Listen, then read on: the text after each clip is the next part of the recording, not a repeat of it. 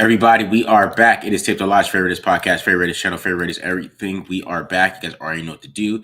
Hit the subscribe button. Subscribe. Hit the like button if you like it. Hit the dislike button if you don't like it. Leave a comment if you like it. Leave a comment if you don't like it. Also, follow us on Twitter at the Mark John NFL for me, at Glen Rockney for Glenn, and of course, pandasubs.com for discount code 25% off for all your protein needs. All right, guys. Yeah, we are. The boys are back. Yeah, we are back with another mock draft. So we do 2 more mock drafts, do another one next week, and kind of round out this draft season with Friday Night Live. So hope you guys are excited for that, and you got your guys' questions going and having everything ready to go here. So, Glenn, how are you feeling this week, man? Good. I missed it last week, man. I feel like we were in the home. A lot of people were hitting me up last week. They're like, whoa, where's the stream? So I was like, you know what? That's kind of I'm sorry to the fans that were expecting, but it's kind of a nice thing when people were that was their plans. You know, Yeah. they had to go spend time with their families instead, just God forbid. But yeah, that's no, feeling good. Excited about my mock draft. Home stretch. I hate this period of time where it's like I wish the draft was this week. I don't understand why it's not. Yeah, draft is too damn long, man. You got a whole month of just lies and people talking whatever shit they want to talk about, man. That's basically where we're at. People throwing stuff out there. This guy's gonna go here. This guy's gonna go there. Then another guy's gonna go here. Who's gonna go here? Yeah, like now they're saying nobody's gonna trade back. Nobody's gonna trade up. That's the thing. I feel like that's a huge bluff to me, in my opinion. But yeah, we're all over the place right now. Nobody's telling you this 2 weeks in advance. You know what I mean? Like nobody's telling you, hey, we're gonna go trade up. I mean, you make the trade if you're gonna do that. Mm-hmm. Yeah, nobody's doing. Yeah, why would they tell the media? Like, yeah, we're thinking about trading up to 6. Hey, Ian, let me call you real fast. Ian, I got some news for you. I'm a scout over at this team. We're trading up. Yeah, I don't know. That is just ridiculous. I don't understand why people fall for that. But yeah, because this draft, I feel like with this draft, since it's not really a draft full of great offensive guys, people like to downplay a lot of things. Like since there's no big time wide receiver, right. You know what I mean? Like there's no for sure top 10 guy wide receiver out there. There's no Jamar Chase or anything like that. So there's nothing to really get hype about. There's no, the best offensive player probably is a running back, right? So that's not very sexy. It is, but it really isn't. It's not a quarterback. The quarterback's not the best offensive player. So, and then, they're trying to see where Shedeur goes. They're throwing Shedeur at 21, and they're throwing him at 9, and then they're throwing him to the Browns, and they're throwing then they're throwing him to the Raiders, and then everywhere they could put him, they're moving him all the way around. So, yeah, they are all over the place with this draft. So I wouldn't trust anything you hear at this point. Yeah, and I get it because I was just thinking about this when remember the big thing when the Raiders beat the Jaguars and the Saints last year was meaningless games, right? Now there was a case to be made when the Raiders won some a couple years ago, 2 years ago, I should say, with the or last year, sorry, Penix, all those guys. Maybe there was one too many wins there, and they could have gotten one of those quarterbacks. Now you still end up with Brock Bowers. Relax, Yeah. This year, I kind of feel like the Raiders should have won 2 more games. I'm just I feel like picking at 15 feels really good right now. I want to trade back to there anyways. I feel like now I'm like, damn, I wish they won 1 more game. 6 is such a weird spot. Obviously a lot of people, if you want Cam Ward, I could see that. Man, they should have just lost out, 2 games. Maybe they're up there with the Titans. But really, I'm 6 is just such no man's land because there's so many guys you feel like you could overdraft at that position. Yeah, it's to be honest, it's just not a good position to be at because there's not a lot of guys that I feel like in this draft are worth taking at 6.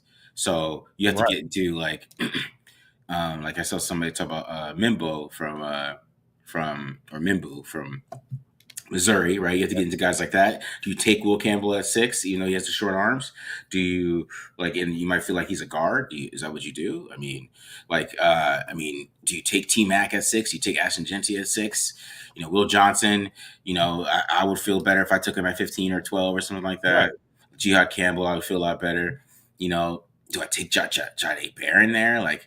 You know what I'm saying? Like it is a funky place just because there's not a lot of like elite talent in this draft where it's like that guy's super elite. Like that's a elite athletic player, Right. athletic profile, elite tape. There's not a lot of guys like that in this draft, and so that's the biggest issue I have with picking at 6 right now. It's like, okay, we could take a court like if they didn't go after Geno Smith, I think they'd be in a better position to get like Shedeur Sanders or a quarterback or something like that. Yeah. At 6, but since they have Geno Smith, it puts them in a different position. Do they just still do that? You know what I mean? Do they still just take quarterbacks at 6? Do they trade back, or do they just take whoever player that they have as top of their board at 6? Is it somebody that they really like at that point? I don't know. That's where it gets funky. Yeah, and like I said, you have those no man's land guys, the Jaylen Walkers, the Jade Barron. I'm fine with Barron at 6, but I get why some fans might not be. And it wouldn't feel like this like blue chip generational talent coming to your team. Yeah. It's just funny because I'm thinking like, man, I felt pretty good coming in once the season was over. I'm like, man, pick 6, that's pretty good. Yeah. And you're like, wow, we only have 4 wins. You feel like you should be higher, but then it's just. I don't know. It's just there, and it's just going to make it tough to trade down too, because the way we're talking about this, unless somebody wants Shedeur Sanders, which I think that's really the only way. I think there's only 2 options that I see the Raiders having a trade down partner for, and that's for somebody to want to come up past the Jets for Shedeur Sanders, because that's the best thing in the Raiders' favor right now is the Jets picking right after them, and then also maybe the Bears. I feel like the Raiders are putting out this Genty propaganda machine because maybe they want the Bears to go up and get him.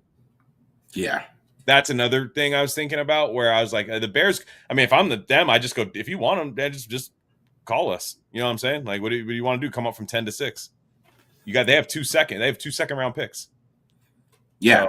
So that's what I would say. Those are the only 2 things I've seen. I don't think people are going to trade up. Maybe someone's going to trade up for a tackle. Miami surely could use one, and Miami could sure want if Membu's there. I could see Miami going after him, but it's going to be tough to move down this year. Yeah, it's gonna be interesting where Will Campbell goes too, because I know Mimbu's getting the buzz, but I still think Will Campbell goes before him. I still think somebody's gonna do it, just because he's the better player. So Mimbu is the better, more upside, right? Mm-hmm. Will Campbell's the more sure hit guy. Like even if I don't play him at tackle, I can just move him inside, and he's gonna be a damn good player. So it's more. I think there could be some surprises that way where teams go safe in the first round too, because there's just not that many standout elite talents. So if you're gonna go with some of these other guys and try to, hit on an athletic guy, like people were mentioning Jaylen Walker, like. Jaylen Walker doesn't have a position right now. You're taking an edge that's not an edge. You got to hope that it becomes an edge. And that's my problem with it is I'm like, what do I do with him? You watch him, you're like, yeah, I see a good player. You're like, I get this is a good instinctive player. And it's like, is this an Abdul Carter situation where he can play off the ball, but then really there's this unlocked pass rusher that Georgia just didn't feel the need to bring out that much, and that could just easily be done in there. There's just a lot of these, but I got to do this with them. But it's like, this is a top 10 pick where typically it's like, yeah, you could miss on a player, but typically you have an idea of what this guy is for your team when you draft him. And certainly this staff might. I just think a lot of fans, myself included, would be like, whoa, Jaylen Walker at 6 initially when it happens. Yeah, and it would be like Trayvon Walker taking him. You'd have to be patient. I mean, he's not going to be. He might not be good right away. And I know Raiders fans. Y'all ain't got no. No. There's no pay. We got so spoiled with Brock Bowers last year too. So it's like you add to how we're just not patient. We're desperate, right? We're desperate. I get it. Pete Carroll brings that up every conversation. I love that he doesn't pretend the Raiders are good. By the way, that's my favorite thing about Pete Carroll's press conferences. He's like, yeah, this is a lot of bad last 20 years. He'll just say that. A lot of other coaches go, man, but they were just one thing away. They really try to hype it up. So maybe they might view it as that. Raiders fans might not be patient, but I think luckily we have a coaching staff that has a track record. It's a pretty good coaching staff, I think, to where at least that's not bringing him into Tyree Wilson to Josh McDaniels. You know what I mean? Like Josh McDaniels kind of, I feel better about the ecosystem Pete's building. Yeah, yeah, I do too. I like the culture that they're building, and even when you went to go get Geno Smith, I mean, obviously that was something that he Yeah, wanted to do. And they brought in at least a quarterback for the season. Like I said, we'll see how they do it, what they do in the draft. But yeah, man, I like what their ideas of what they're I planning. agree. Yeah, yeah, I and see. I see what they're doing. I see what they're yeah, doing.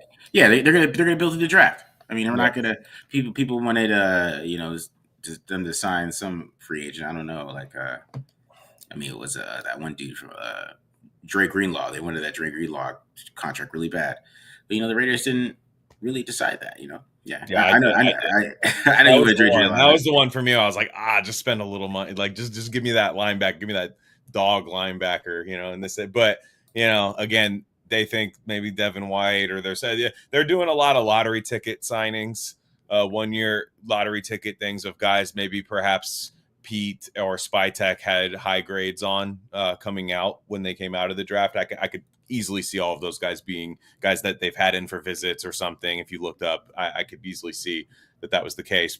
And I think they're high on the roster too, a lot higher on the roster than even a lot of Raider fans are. I mean, I think it was Tristan Kuhn that posted that Jackson Powers Johnson and DJ Glaze had top 30 visits with Tampa. Mm-hmm. Now, that being said, they took Graham Barton over Jackson Powers Johnson, so they obviously like Graham Barton more than Jackson Powers Johnson. So Yeah. I Good mean, I point. don't know how that visit went, but at least you're thinking like you could start to see like, okay, he probably likes that guy.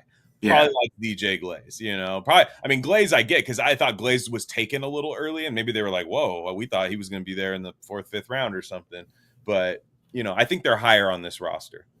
yeah, because even if they, I mean, if we talk about 6, if they did end up drafting a tackle, I still think it would be Will Campbell. I think he would go the safe route.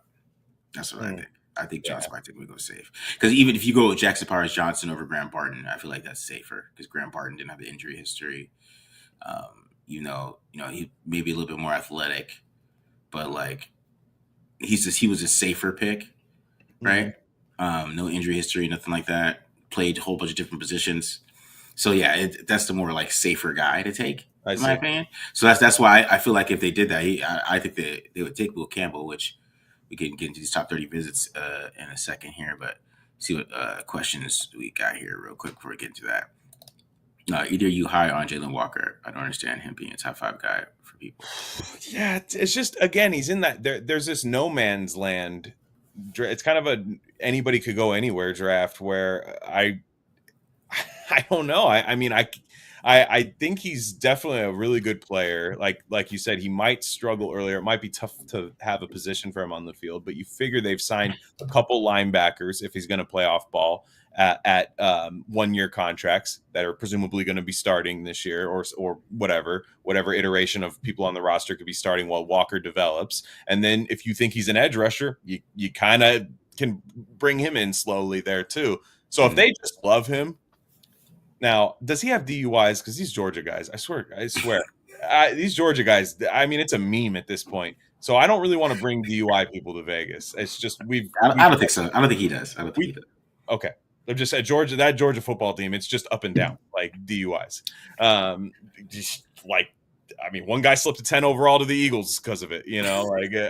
Whatever. I don't know if it was DUI, but whatever, vehicular stuff. Mm-hmm. I'm just saying, I think Jaylen Walker is a good player. I've watched it, but I don't even know where to put him.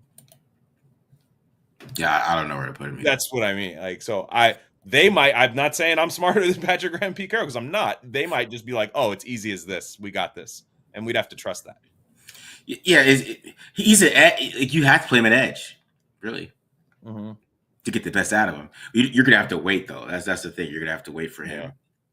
Like Hassan Reddick took a long time, guys. Is there a vision where you could see off ball first and second down, and then a sort of like phasing him into a NASCAR scenario on third? Because that to me makes a lot of sense. Yeah, a little bit. Yeah, you could do that, but you want him to become Michael Parsons. I mean, that's really the thought process. He's a Michael Parsons type of guy. Where and how big is he? But Parsons was a better pass rusher than he was a middle linebacker. Uh-huh. So that was the thing. But go ahead. What did you say? How big is Jaylen Walker? Like, what's his height? I think he's like 240 pounds. Okay, so he's not like yeah. I mean, he's off-ball linebacker kind of size. Okay, like Yeah, it's 6'1", 243.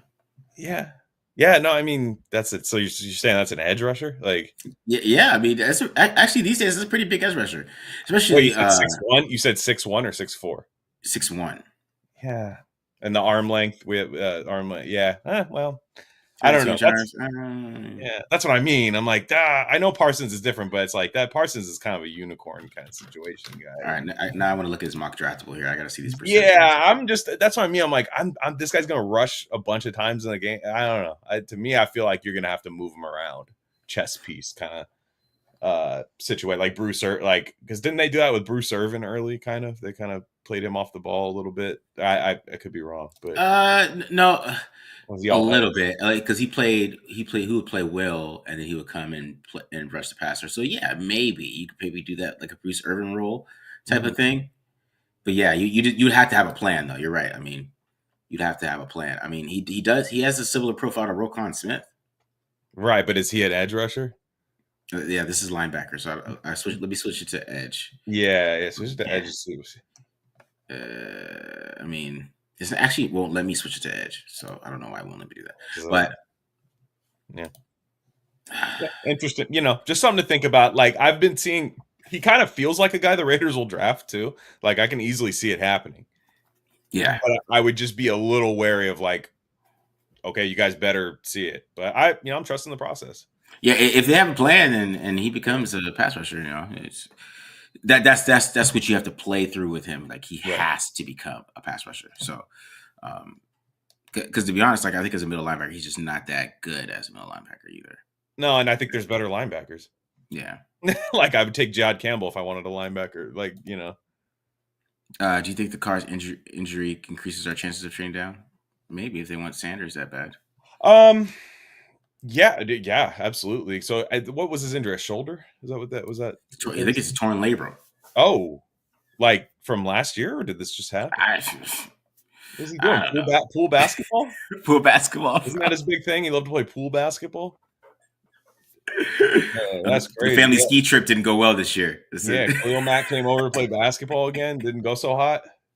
Man, I mean, I'm not trying to make fun of the guy, but yeah, just yeah. If that, I don't. How fresh is that injury? Yeah, I mean, you figure Kellen Moore might have a lot of time. I mean, you have to. You can't tell Kellen Moore this is a one and done situation because that team's in cap hell.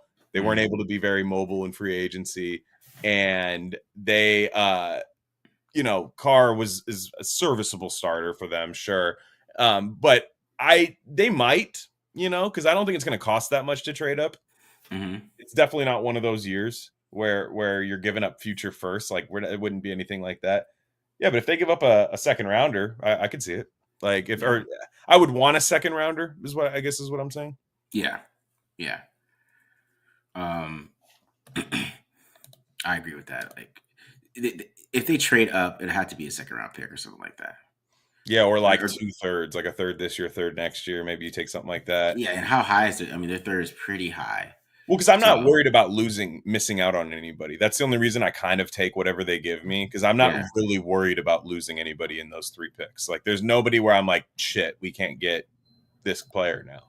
Yeah, I agree with that, dude. All right. Is Campbell and Mimbu trolling when Joe Alt is probably 3 times the prospect those two are and went at the same spot? I mean, I don't know how fair that is. I mean, I think Membu's got a really high ceiling. Like he's got athleticism. He's 21. He's young. He's nasty. He's got the mentality and everything. And I remember when the Raiders took Colton Miller over Mike McGlinchey. You remember, or I don't know if it was over. I think they missed out on Mike McGlinchey, quote unquote, because of the coin toss or whatever. And I remember everybody, and especially with Colton Miller's rookie year, everybody was like, "Oh man, like we made a mistake." But Miller was that athletic, young tackle, underclassman tackle that was going to develop into something very good, and that's what happened. So to me, if I'm taking a tackle early, I'm the opposite of what you said about Will Campbell. I like Will Campbell, and I'm fine if they take him, but I want to shoot for the stars and have a guy that I can develop into the next, I'm not saying Trent Williams, but like a guy that you see that upside with, of just like guy could do everything. His measurables are insane, and he's a dog that's only going to get better. Yeah, when it comes to Will Campbell and Mimbu, like I think it's all preference, right? Like it's about who's safe and who's not, and Mimbu probably has the upside to become the better player just because of the athleticism and just his power and all those things. But Will Campbell's just a safer player. So it all depends what you like. It all depends on what you like and if you want to play it safe there. 'Cause, I mean, the Patriots could take Will Campbell because they need linemen. I mean, I don't know who the left tackle is right now. I think the Patriots are very much in play for alignment for Membu or Campbell, like one of the two. They don't. I mean, yeah, they have. That's why I do see a chance. Like if the Browns take Abdul Carter, the Giants take Shedeur Sanders. That's what I want more than anything in this draft, is for the Giants to take Shedeur Sanders. Yeah. Which I think is in play. And that point, there's like a path for the Raiders to get Travis Hunter, because that's really, to me, the blue chip of the draft. Just the guy that I think is a monster. Honestly, at either position, but I would definitely try him at corner first. That I think there's a chance, because the Jaguars could love Mason Graham. Would they pass on Hunter? We don't know. Maybe the Raiders could make a move a little bit, and go up a spot to go get Travis Hunter. Like that's, to me, what I'm trying to manifest right now. That's Travis Hunter.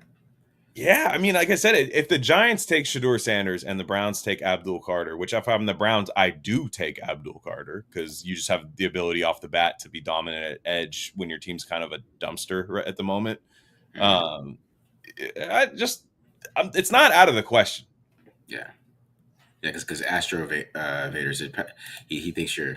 That's crazy. You know what? You know what? When everybody's so sure of what they think is going to happen in the draft, who had the Falcons taking Michael Penix last year? I'm just saying, nobody's ever that sure. So, like, just saying they would or wouldn't. Like, the Pats have a young quarterback they have to invest in. They might take another offensive lineman, right? Yeah. They might do it. I'm just saying, if I were the coach, I would take Travis Hunter. But these teams are different. Yeah, Travis Hunter. So would they use Travis Hunter? I'm just going to skip. Would they use Travis Hunter wide receiver or cornerback? I would use him at wide receiver. I think he's a corner, but I like him at wide receiver way more than people. I think people are now just coming around to him being a wide receiver, because I'm like, man, this guy's dominant. When I watch Shedeur Sanders, I just, at the end of the day, I end up just watching Travis Hunter. And just being like, man, this guy makes plays on the ball. I just think you have a chance to have like a lockdown corner, and I do phase him in like red zone situations and stuff, or and if you have an injury, like if your receiving core is decimated, maybe you have a chance to do that. Like it's kind of unprecedented. Yeah. Everybody laughed at the Shohei Ohtani comparison, but like, what if he is? Yeah, I wouldn't play him both ways, because I have my personal thoughts on how he plays both ways, and I just why I wouldn't do it. That's why I would tell him, no, you're not gonna play both ways, because I watched your film, so like I know that you take plays off on corner, like you watch it play wide receiver, he goes hard, 100% every single route, and corner he takes plays off, like because that's how it works, because it's like playing, because when you're playing corner, like the ball doesn't come your way all the time. You could chill a little bit. He just takes plays like it's not the same effort, and the NFL is going to be harder.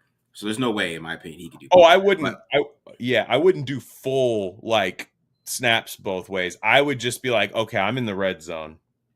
We're down a little bit. Can I bring Hunter in for like 2 plays? As a wide receiver, just to throw a different look, short yardage situation or something like that's what I would do. I wouldn't do the like, no, you're playing a bunch of snaps here, a bunch of snaps there. Ohtani only pitches every 5th day, right? You know what I mean? Yeah. And some years he doesn't even pitch. I just think you have and you have the ability to, like, if it's not going well at corner after 2 years, you'd be like, all right, you're a receiver now, dude. Like, no other player really has that opportunity. So that's why I think he's my number 1 player. I mean, it's not a hot take, but yeah, I just think he's the best player in the draft. Yeah. He's legit though. He's legit. It's just he can't play both ways. He's a liar. I don't want to hear that. I'm going to play both ways, bro. Like, no, nobody calls you out on it because they don't want to be that guy. Right. But yeah, you can't lie to me, bro. Like I see you. Yeah, I saw Darian Porter run from one end of the field to the other and tackle somebody. I know damn well you weren't doing that. So, and I know he did it like one time, but he's not gonna do he's not gonna do that like every single play because he has to play offense. He knows it. Like I gotta go play wide receiver, bro. I can't run every route hard if I'm playing defense, and it makes sense to me. It's just, but that's why you can't play both ways because you can't take a play off of the NFL like that, bro. You can't be chilling. You know what I mean? Right. Yeah. No, I'm with you. I just think it's in the draft where it's like so many unknowns. I just take like a Travis, like, you know, you have a chance to take Travis Hunter. Because again, where do you play Jaylen Walker? That's a tougher question for me than what do I do with Travis Hunter? You're right. You know? Like, and again, I think the Raiders are gonna do like a weird pick at 6. Like, I just feel like weird in a good way though. Like, I think they actually can make it work rather than the Cleveland Farrell weird pick right at 4. I just think they're gonna do something like a Jaylen Walker or something like that where everybody's like, wait, what? Because they're gonna draft the guy they think's the biggest fit, the biggest cultural fit, and everything like that. That's just what they do. Yeah. Get to a couple more questions. What is one area of Chiefs offense that gives you pause? It would be the size of the field. That's gonna sound crazy, but the college football is just so spread out, and a lot of the stuff that he did in college football, he can't really do it in the NFL. So he has to figure out, because if you watch Ryan Grubb was the offensive coordinator for Seattle Seahawks, right? You know, I've been watching a lot of Geno Smith, of course, but he was the offensive coordinator for the Seattle Seahawks last year. He came from Washington. He had a hard time trying to keep these guys in space. And if they were running into each other a lot, there is people on top of each other. Is because you can't do what you did at Washington when you put a guy like way out on the outside the numbers here and then way outside the numbers here, and then you're throwing it over the whole field. There's not as much space because the hashes are closer. So that's what I would worry about with Chip Kelly. But okay, he figured out a little bit before, but that's what I'm worried about. I'm like, there's some of the things he did he just can't do in the NFL. So he has to adjust. You know what I'm saying? My one question, and I'm not saying I think this is not going to work. I just wonder if how it's going to work. Is Geno Smith and Chip Kelly, like Geno Smith's talked about he got recruited at Oregon by him. His cousin played for him last year, but they've never been in like meeting rooms together or anything like really doing that. And they're both kind of alphas, and I'm just wondering, like, because Geno, you hear Geno, like, Geno will say something back to you. I feel like Geno's got war wounds on him from like a really crazy start to his career, and he's really got that like I can't go back to being a backup like mentalities, which I love. Yeah, I just want to see I'm just curious to see how it's going to work. That's between the two guys. What I would say to that is that quarterbacks never complain about Chip Kelly. That's what I would say. I think well, because they eat. Yeah, that's true. Exactly. Yeah. He's so QB friendly. He's gonna do what Geno does best. So that's what I would think of that. It's more about the spacing to me. Like, can he figure out the spacing? But hopefully he can get it done. That'll be the. Is Geno the best quarterback that Chip's had in the NFL? Yes. So yeah, that's what I was thinking too. I know he had Vic for a little bit. Oh yeah, Michael Vick. Yeah, Michael Vick. But Michael Vick was on for a little bit on the back end of his career, though. Yeah, I mean, you can make a case that Geno and Vic were kind of similar at later Vic and Geno right now. Yeah, you can make a case. But yeah, otherwise it's been Nick Foles, Mark Sanchez, Sam Bradford, Colin Kaepernick, right? Like just yeah. Would you rather have Jaylen Walker or Jihad Campbell? I would go Campbell. I like Jihad Campbell a lot. Yeah, that's me too, man. Is Kenneth Grant a better interior lineman than Mason Graham? See, this is a lot of Raiders content creators are throwing shit at Mason Graham. Talk about that. I mean, really, it's only one, but I saw it. He's on. It's Corey, right? Yeah. And go to count and everything. Like he said that the dude spends a lot of time on the ground. You know what I'm saying? And he's just in the film is just not showing like dominance. Like he would. I hope I'm getting his take correct on that. Mhm. And I don't know. I see him being really explosive when I watch him and stuff. But again, he is on the ground a lot, though. I have seen that. See, there's two ways to look at Mason Graham here. Like, I think with Mason Graham, is he going to be the greatest run defender in the world? I think that's going to be. It's a question you can ask, right? Is he going to be the greatest run defender? Is he going to be? His arms are short, so is he going to be able to get like his extension and things like that? And you watch Matt's breakdown of him. Matt does talk about that. Like, there's certain times where his arms are too short, and you can kind of tell that maybe that might be an issue. But to me, it's just I think you're not looking at the athleticism and the potential. And I think that like a lot of these guys in this draft, which is a case for a lot of these guys, which is super weird. He was better in 2023 than he was in 2024. Same thing with T-Mac, same thing with like Luther Burden, same thing with like Ollie Gordon. Yeah. Ollie Gordon. I could keep going. There's so many guys that were, this guy's going to be amazing. Weird year of college football last year. College football was weird last year. Really weird, right? So it was a weird year of college football, and Graham wasn't as good in 2024 as he was in 2023. Because you go watch the Washington game. Really, I mean, all you got to do is go watch Washington, him in the national championship, and you'll feel better about it. Like, it's really what it is. Like, and if you watch him against Ohio State, he played really well. Against Texas, yeah, he may have got beat up a little bit, a couple plays here and there. But, like, it's the same thing with T-Mac and Luther Burden. Like, if you go back to 2023, Luther Burden was like a totally different player. Monster, yeah. Right? Same thing with T-Mac. T-Mac was like a totally different player. I don't know if these guys got paid too much. I don't know what this NIL. I'm trying to figure. Yeah. They're just saving themselves. You got the quarterback from Tennessee right now is holding out. Yeah. I remember the UNLV lost their quarterback. Remember? Mid-season. Like, he was like, "Oh, you guys didn't pay me." I was like, "Look, I'm not trying to hate on the young man. I'm just an older fan where I'm like, oh wow, I just never thought I'd get to this point of watching college football. So whatever. Like, I just mean it's a different era, different year last year. But my thing about Mason Graham playing the run, and to me, if you're not a disaster, if you're doing what he does, if you are an elite pass rusher, which I think he has a ceiling of doing. Yeah. If you are an elite pass rusher and just like can just be average at run defense, you got Christian Wilkins next to you. If you're on the Raiders, great run defender. Max Crosby, best in the league, not even a question. And then you have Kuntz, Tyree Wilson. He's pretty good at that, too. So it's like you have a lot. I think, and then the linebackers behind them should be pretty damn good against the run too. So I think they're gonna be a solid run team this year. To where if they take a Mason Graham, they're going to be kind of scary. So, and I think right away on that defensive line on third down, if they're healthy, he can make an impact. So I'm a little bored by him at times when I watch him. Like, it's good, but it's like, man, this isn't Aaron Donald. This isn't, like when I watched Aaron Donald when he was at Pitt tackling both guys on a read option, just like crazy stuff like that. It doesn't really pop off, but I think he'd be a great fit for the Raiders. Yeah. Yeah, my only bougie part of the basic Graham talk is like it's hard to judge defensive tackles with no all 22 because you can't see the angle. Like, is he really getting pushed back that far?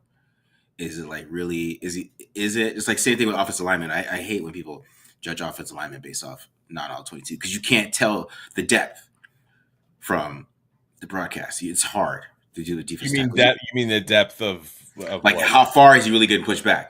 You know what I mean? Like, how far is he really getting? Like, is he really losing that much leverage? Like, is he really falling and not making a play? You see it better from the end zone angle in all 22. And that's just my only bougie take on it. That would be my bougie take. Oh, it's fair. Like I said, it's just we're talking about all these guys that aren't really like. There's just not that many slam dunks you can make at 6. Yeah. All right, let's talk about top 30 visits. Let's get to that. So we had a lot this week. Right, a lot. They all came at the same time, which was interesting. They had a big group. They did a group project. So you see who's the leader. As typical Pete Carroll, I could see that. Who's the leader of the group? Who's leading? Who's the alpha here? Especially with the quarterbacks. Those quarterbacks come in the room together. He tosses a pencil or tosses that pencil like the Joker, or the broomstick like the Joker. It makes people fight to the death. Yeah, you know what I mean. which quarterback's taking the room? You know, who comes to command of this workout? You know what I mean? Like that's the type of shit. Because that's the reason you bring that many guys in, especially the quarterbacks. Because let's see who brought it. So let's talk about some of these guys. Will Campbell, who we talked about, right? Jackson Dart, the guy I just don't want to talk about, but Quinn Ewers, Mason Graham, Will Howard, okay, which Benjamin Albright shot his shot to Vinny in the comments. I don't know if you saw that, Glenn. He said the Raiders are drafting Will Howard, so he shot his shot like he was like he just knows 100% that's gonna happen. So we'll get back to that on the draft weekend, Nice. and then Ashton Genty, and then Josiah Stewart, outside linebacker, Michigan, yeah, an edge there, and then of course Shedeur Sanders is coming this week. Yeah, right? yeah, for sure. A lot of quarterbacks, and Tyler Shook is coming this week too. Tyler Shook, they're looking at a lot of quarterbacks, which preview my mock draft. I mean, I didn't go that route, but I thought about it a lot. But it was just hard to do it. I was like, do I really want to take a quarterback already? I know. I that's a spoiler for mine there. I did not take a quarterback. It's just. Yeah, I mean, the Milroe is interesting, right? Because like Milroe was a guy that I'm still intrigued by. I'm sorry, there's just something to me that, especially with Pete, and Chip Kelly, I'm like, oh, this just could be fun to develop. And you got Gino on a contract that after 2 years really doesn't mean anything, and you're like, oh, this could set you up for a long time. It's a gamble, but then he got invited to the draft, so I'm like, damn, is he going first round? Is he going late first? Like a team trade up for him and from the second round in the late first? I mean, it might be the Raiders. I'm just saying. And he interviews really well. I think Anthony Richardson hurt his stock a lot, but I think Milroe's a better player than Anthony Richardson. So that's just to me. Did they bring Milroe in? No, they didn't have it. Yeah, see, that's interesting. A big pump fake, I think, too. Yeah, true. Well, I mean, I definitely would do all the Sanders, all of the quarterback stuff, because I want a team to think, like, if you're just hoping a good defensive player drops to you, you want to exhaust all your options. Well, the Raiders like this guy, the Raiders like this guy, the Raiders like this guy, and then you just take what falls to you at 6. So, yeah, I mean, Jackson Dart is very interesting, right? Jackson Dart, who has a great agent. I still think he has the best agent in football, because like nobody was talking about drafting him, like, ever. Did you ever hear about Jackson Dart? Like before, like when did I hear Jackson Dart like is a first round pick? Like that December or what? Like when did that happen? I see. Big SCD asks this question. I'll buy the chatter. I really don't. I still think that, in my personal opinion, I think Jalen Rowe goes over him. I think that's going to be the shock of the draft, is that Jackson Dart falls. It's going to be I won't buzz around him, right? And Jackson Dart just goes where he's supposed to go. That's what I think is going to happen in the draft, because it's that? And where is that? To me, probably like 3rd round. I think he's a 3rd round quarterback. Would you take him in the 3rd round? It wouldn't bother me. But no, I wouldn't either. Like, because you could sell me on the fact that, like, okay, you're coming in here, you're a 3rd round pick. You know what I'm saying? Like, we traded a 3rd round pick for a quarterback already. Like I could see that being the case. But if you are to, he's got a big arm, and if you want to give him some time in the system to do that, I'm just not taking him in the first 60 picks, to me, because he has some meltdown tape, like straight up meltdown tape that I can't get over. I lost money on it. Okay, fine, whatever. I didn't watch the all 22. I lost all of the money. That's what happened when I bet on Jackson Dart twice against good opponents, and he melted down. And it's like, the Florida game. I can't get the Florida game out of my head. Yeah, he was bad in the SEC. That's what I mean. Like, it's because you watch it, because I was watching Trey Harris, right? So I watched him play Wake Forest. You watch him play Wake Forest, man. He looks pretty good. You know what I mean? Like, you watch him play Wake Forest. It doesn't look bad. Should have transferred. Should have transferred to like Louisville or something. Well, not Shuck was there, but whatever. Like, should have transferred to North Carolina or something. Like just. You definitely be a first. I mean, as I said, against Wake Forest, not Drake bad. May. Yeah, Drake not May. Bad, man. Not bad. against LSU or like Florida or Kentucky. You know what I mean? Like he struggled against Kentucky. Right. I know Kentucky Oh, has some. you don't have to tell me twice. Yeah, Kentucky. I swear that looked like he had his abilities zapped out of his body in that game. And you're just like, and Kentucky was giving everybody hell at the beginning of the year. They were kind of a sleeper. I think they gave Georgia a hard time and stuff, but it was like, man, Dart, like make a play. You have like you're in the game. Their defense is nasty. That Ole Miss defense is nasty, and you're just like, come on. Yeah, yeah. Because you know who just a little side thing here, but you know who might fall is Walter Nolan, which I think if the Good Raiders player. if he's ended there at 37, uh, He's he got might some be.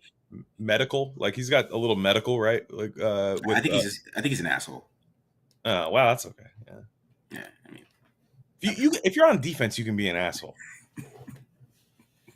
I don't care. Like I just like he's immature. He's immature, which means he's an asshole. I oh mean, okay, like that. Yeah, the immature stuff. Like to me, if you're like a mature guy who handles business, but you're just a prick, like yeah, you can play defensive end for me. That's fine. yeah, Yeah, uh, not everyone's gonna be Chris Long. Like you know what I mean. But I'm saying like he might be there at 37. I mean that's yeah. Oh, 37 is an interesting spot because you can make a case for like a bunch of first round picks to be there at 37. Kenneth Grant, guys like that. Like you could make a case. I don't think they'll be there, but stranger things have happened. yeah, because especially like DTs get pushed back, linebackers get pushed back, safeties get pushed back. No matter how we do, like there's gonna be some wide receiver taken in the first round, like Jack Beck or something. Someone's gonna take Jack Beck Right. 26. You know, you're right. Yeah. Yeah. Like just any of these, like the corners get pushed up a lot. I feel like, Yeah. like corner, like especially like playoff teams that are picking in the 20s. Like I could see corners going. Like I could see randomly like Maxwell Hairston to the Chiefs, and you just be like, oh, Yeah. all right. Right. You know what I'm saying? Like, or Azure Thomas, or like just these guys. Like the back end of the first round is always wild. You never know who those guys are going to go there. Yeah. Yeah. Yeah. Because like Grant has been falling. Because when I was doing the PFM mock today, Grant was there in the second round. I just didn't believe it. I didn't feel like that was no, and I always pass too. Like, obviously, I would take you there, but I can't picture like a Baltimore Ravens passing on him, or no. you know what I mean, like Chargers, teams like that. Yeah. This is funny. If coach was Will Gruden, was Will Howard, he might have hit the pick at 6. Man, I'll tell you this: I love John Gruden. I watch his YouTube channel. It is some of the best content out there. It's not taped all live, of course, but it's some of the best content out there. I understand why he can't draft at all. Because I swear to God, if I show up in the locker room, how about this Rockney guy? Nobody's talking about this Rockney guy. I mean, yeah, this guy got here 5 minutes early. I want this guy on my team. And you're like, yeah, you know that I'm good? Yeah. Exactly. Rockney showed up and had a heck of a day at work the other day. Like exactly. Just any little thing gets you into the like you're like, oh my God, I see it all now. You love and Mayock loved everybody too. I know. Didn't he? He said Will Howard's first round pick on there, didn't he? He said you're a first round pick. Yeah, it all makes sense now. This hurts. Yeah, bro. He there would have been a shot, like it would have been like Will Howard to replace Derek Carr. He had somebody, man. I don't know who it was on his running back tier this year, where I'm like, Coach, that's just not a first round pick. You might love the guy. He's not a first round pick. Like I forget who it was. It was just somebody you'd never expect. Like I don't know. Because this would be the year they're replacing Carr, right? They take Will Howard at 6. Yeah, exactly. Hey, look, he's a national champion. How many national championships you got? Exactly. Yeah, you think it's easy? You think it's easy going into the big house, taking down Sharon Moore?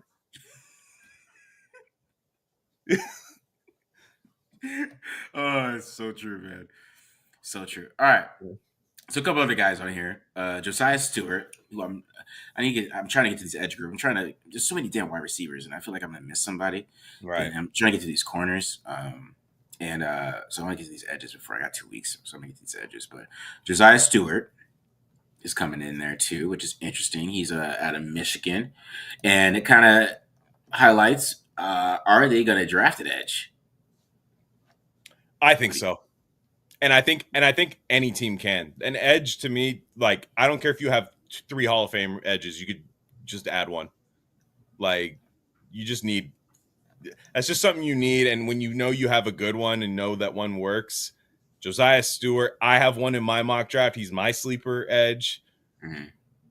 It doesn't give me any, you start having, like, are they going to pick up, you have to be sure, are they going to pick up Tyree Wilson's 5th-year option? You and I can't answer that right now. Mm-mm. So I would say no, but they might love him. Maybe Pete loved him. You know what I mean? Coming out of the draft, I would say right now no as well, but we don't know this. Like, so to me, I don't think they're going to take one at 6, but almost any round after that. Like if they love Landon Jackson, who I love Landon Jackson. Watching him, he's a stud. Asking about that, yeah. If they take him in the 2nd round, I'm not going to be mad. I think he's a good player, and I think he's developed like a really good developmental player. I think he's going to be in a system where he can have some time to learn some better moves. But his burst and motor, I mean, the guy's unreal in terms of that. But again, we don't know how they view. We know they like Malcolm Kuntz. We know they like Max Crosby. On top of that, who do they like at edge? Yeah, because they also at the combine they talked to JT JT from Ohio State. They talked to him, which I actually watched his tape. I actually liked his. I like him. Like that's a good Malotu. Malotu, yeah. He's a good player. Like he's like the perfect guy to be opposite of Max if they don't like Malcolm Kuntz. But that's what I'm saying. But they got Malcolm Kuntz too, so he's on a 1-year deal. So I don't know. It feels like if they went to edge, it would be like that's the same thing with drafting Jaylen Walker. Like, is that more? Are you just going best player available at that point, or do you see Josiah Stewart playing somewhere else? Do you see some of these edges playing somewhere else? Because they also looked at Swanson from LSU. They looked at him at the combine too. Interesting. So they are looking at edge. That's what I'm saying. This draft could be anywhere, bro. Like I'm. Yeah. You know what I mean? I think they're going to have guys. They're going to be that type of thing. They're going to have guys. I think they're going to be better at getting the guys, because that's not a thing you really want to do in the draft. A lot of times that's one thing I liked about Telesco in the first round was just, wow, great player fell to me. I should take him, but I think there's going to be a very controversial pick where not so much who they take, but who they pass on. Really going to shake up Raider Nation. I know there's like a Shador hive, so maybe that's the case, but I think they're going to take a guy where it's going to be like, ooh, I would have gone with that one. But they're, Pete Carroll has the right to do that, and John Spytek, I've liked everything that he's done so far, though I wish, they were a little more active in free agency. So I am going to trust it. I think there's a bit more of a pedigree, particularly on the Pete Carroll side, Chip Kelly side, Patrick Graham side. Yeah. My dog Anthony found a lizard. He found a Japanese lizard. I mean, that's big news. I mean, he says his son is stoked to give him the lizard. We had an old plastic little. Can you send a picture to either me or Marcus, like on Twitter or something? I am interested. I like lizards and stuff like that. So yeah, Japanese grass lizard. All right. That is sick. No, I like. I mean, I thought that was a player's nickname. I saw that out of the side of my mind. Like I was like, we need to draft the Japanese grass. Japanese lizard. I was like, oh, is that like an edge rusher? I was like, I know about that guy. Yeah.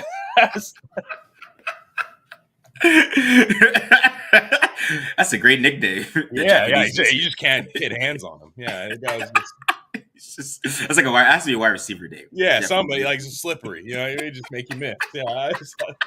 What I was thinking. I saw it out of the corner of my eye, and I was like, "Oh, is that? I gotta look up that. That's cool." Yeah. Oh, okay. All right. Yeah. So let's talk about the elephant in the room, which is Quinn Ewers. Yeah, Quinn Sanity. I remember Ian Rappaport's tweet where he said they're bringing in Quinn Ewers and Ashton Genty, and they back picking 6 and 37. I had a heart attack. I literally did. I literally almost had a heart attack. I had to tweet that. I think Ian means 143. Yeah, I mean, he might. I think what the Raiders are doing is I don't think they're bringing in quarterbacks to be like, we're going to draft you at this spot, but we're going to use our visit on you because we want to talk to the quarterback. Yeah. We want to have another like long-term visit with a quarterback because it's a quarterback. So I think Quinn Ewers is still in their minds a day 3 guy. And I wouldn't hate taking him day 3. I mean, they have a bunch of picks on day 3. So if you want to use one of them on Quinn Ewers, like if you just think I can make this work, and to be honest, he seems like a guy with like Chip Kelly that just like some guy he would have cooked with back when like the Eagles or something, Kevin Cobb like type guy. Yeah, Quinn Ewers, man, he's had a good offseason, I guess, because he's getting some buzz. I bet he goes before some quarterbacks that like. I bet he goes before like Will Howard or something like that. What about Tyler Shuck? Do you think he goes before Tyler Shuck? See, something like that, like he goes before Tyler Shuck. Yeah. It'd be something crazy like that because it's just how he looks in shorts. I mean, he threw great at the combine. Yeah. You know what I mean? He's just under pressure is just like, man, it's like you watch him under pressure and it's really bad. But like when you watch him like clean and like his, footwork set, he has like knows what he wants to do. You're like, man, like he makes a few beautiful Russell Wilson deep ball throws. And I'm like, man, that's really good. And then you watch like when the pocket's messy and you're just like, oh my gosh. It's just it's the towel of Quinn Ewers. It's just because people just can't. I mean, he was the number 1 prospect going to high school, so maybe there's something still there. That's a lot of scouts do value that. Yeah, it's true. Mario Edwards Jr., who, by the way, is still playing football, still drawing checks. I remember the Raiders took him basically in the first round, top of the second round. And I remember that was the biggest thing about Mario Jr. He was like the number 1 player coming out of high school. But hey, he's going on like year 11 in the league right now. Mario Edwards is hanging on, bro. To be honest, there were years I thought the Raiders could have used him when he was on like pretty good defensive lines. Yeah, so they could use G. Howard, man. He's basically G. Howard's basically. I know. That's what I mean. McKenzie drafted some good players. Like, I mean, they're not great, like, and you miss on guys like Conley. Carl Joseph was okay, but he just only drafted like a couple like really good players. You know what I mean? You're like, yeah. I still think Conley would have been good in the right scheme. But they changed schemes, so. Oh yeah, that's right. I loved the pick. When they made it. And he played good as a rookie too. He was good when he played. I was at that game when he tore up the Jets. I was like, oh, he's like first because he was hurt originally. Yeah, I was like, dude. We have a dog at corner. Like, oh my god, we have Khalil Mack. Like this is so sick. In the worst season, still my least favorite season of any Raiders season was. I know that is what the worst. It was the 2-week fake out. Where we thought like there's nothing you could tell any Raider fan after week 2 of that 45-20 beatdown with Marshawn Lynch. We're just rolling on offense. We beat the Titans the week before. Marcus Mariota had all that buzz going to the year with a wedding gift. Yeah, with wedding money. My wife and I we had just gotten married. We bought tickets to that game. Yeah. They just destroyed the Jets coming off a playoff year. They had beaten nice win against the Titans the week before. I'm going, this is it. Yeah. This is it. And then next week, Sunday Night Football, I'm like, hello darkness, my old friend. Yeah. Yeah, it was crazy because that was my birthday, bro. The Commanders game. It was my birthday. And I never forget that. I was like, this is the worst birthday present. And you're from out there, right? Yeah. Oh, yeah. Worst birthday present ever. Terrible. It was funny because I came to work the next day after the Jets game, and there was this Raiders fan that was at work with me. We were talking about Super Bowl, man. We were literally talking the Super Bowl. Like, man, I think we might go. Damn. That was a tough one. Disgusting. That was worse than any of the just awful years of Raider Dad. That was a special degree of bad. Yeah, for real, man. All right. We kind of answer these questions. Talk about Landon Jackson. kind of talked about Len Jackson a little bit. I like him. I do. Yeah. He needs to develop like more moves as a rusher, but he's going to be, if you were to bring him into the Raiders, you have Max Crosby, who, already, I think him and Max have some kind of like rapport, like they work out with each other, something like that. Yeah. Like I think I'd like to bring him in, somebody like that. And I know they don't need an edge, but you have Malcolm Kuntz on a 1-year deal. Yeah. Like, I think Malcolm Kuntz is a good player, and I think they did a good job keeping it a 1-year deal. But like, there's no guarantee that they sign him for 5 years next year. Like, you hope they do. You hope he comes out 6 sacks in 5 games and they lock him up. But in case he doesn't, you draft for stuff like that too, not just what you need right now. Yeah, I agree.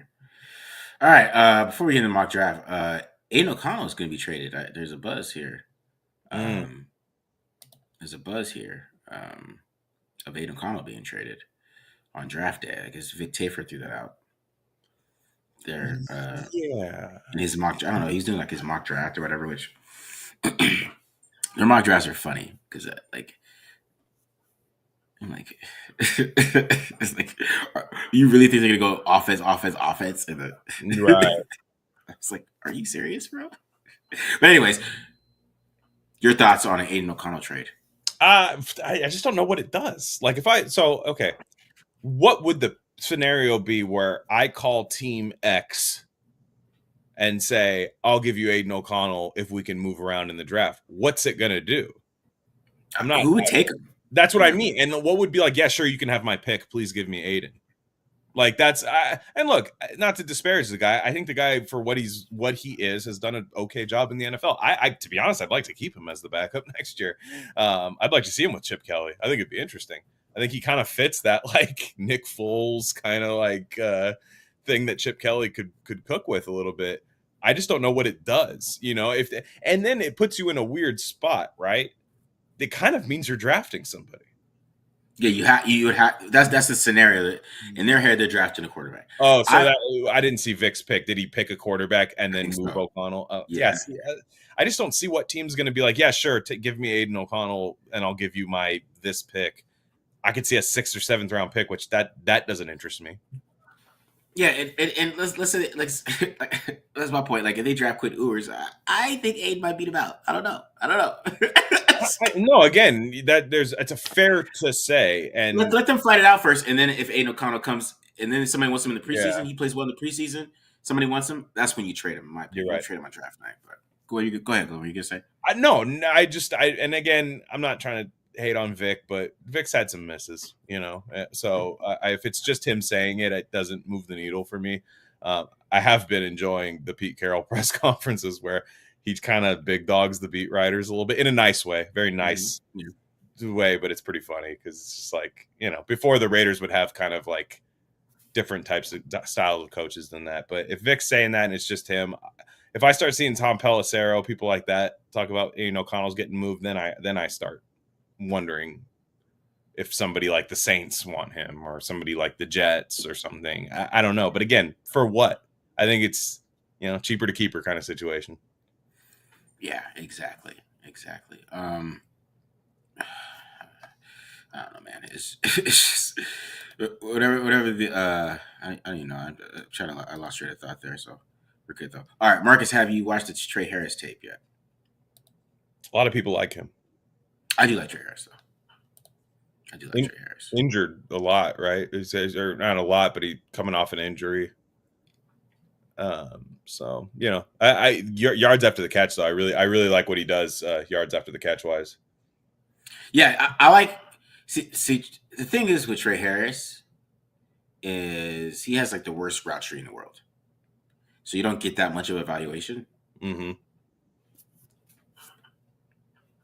It's hitch, post, hitch, post. It's just maybe occasional out route. It's like so. I think he's gonna be a little bit underrated. I think there's a chance that he might be there at 68. To be honest, because I think that Twitter is the same thing with Kyle Williams. I think Twitter is higher on these players than actual like NFL guys, right? So Yeah, I think somebody like him, there's so much potential there that he might end up being a steal, but there's just not a like enough film for you to be like, hey, that guy, I need him, right? Yeah, That's my thing with Harris. Yeah, all these, I mean, just I can't say it enough. Like this draft, you could tell me so and so's going before so and so, and I wouldn't be able to argue with you. Like, if this guy's going before this guy, yeah, they might. I don't know. Like, it's just kind of a lot of these. This draft is a mix of a lot of like COVID year extension guys mixed with guys coming out early, and you're just like, I don't know. I don't know what to do, in this situation. So yeah, I like Trey Harris. I would not take him in the second round though. Like I wouldn't take him there. I would wait till the third round because like I said, I think you're going to be passing on a lot of really good defensive talent that fell to 37 to take Trey Harris, which I don't think the Raiders think they're as desperate at wide receiver because they would sign Amari Cooper right now if they were desperate at wide receiver. yeah, And they haven't. So I don't think they're as desperate as fans are desperate. I think fans want, 6 picks on offense and then, for Pete Carroll to magically figure out the defense and get DeCamerion Richardson to be a starting corner. You know what I'm saying? Like people, they think that's what's going to happen, but I think they're going to be very defensive heavy. I think they might go offense with their first pick, but after that, I think there's going to be a lot of defense. I think the draft skews towards the defense. yeah. I agree with that. It's gonna be a defensive draft. And if they do, they'll mix it up on offense, I think a little bit, but it's gonna be mostly defense, I believe. This Hondo stuff is crazy, man. I was seeing it's been distracting me. Yeah, I've been distracted. It's out of the corner of my eye. I didn't know about that. I'm not gonna lie. I didn't know about that. I don't show me proof either. Yeah. I just have been enjoying the press conferences where I feel like Pete Carroll's like, who the hell are these guys? It is pretty funny. Yeah. Oh man. I mean, he can do that. He can just be like, I'm not some first year coach. You guys begged me to come here. You know what I'm saying? Like, it's funny. Oh man, Hondo shit is wow. Whoa. There's something like a bathtub. He's farting with a kid in the bathtub. What is? He's got great taste in follows. He follows me on Twitter, so I'll be nice.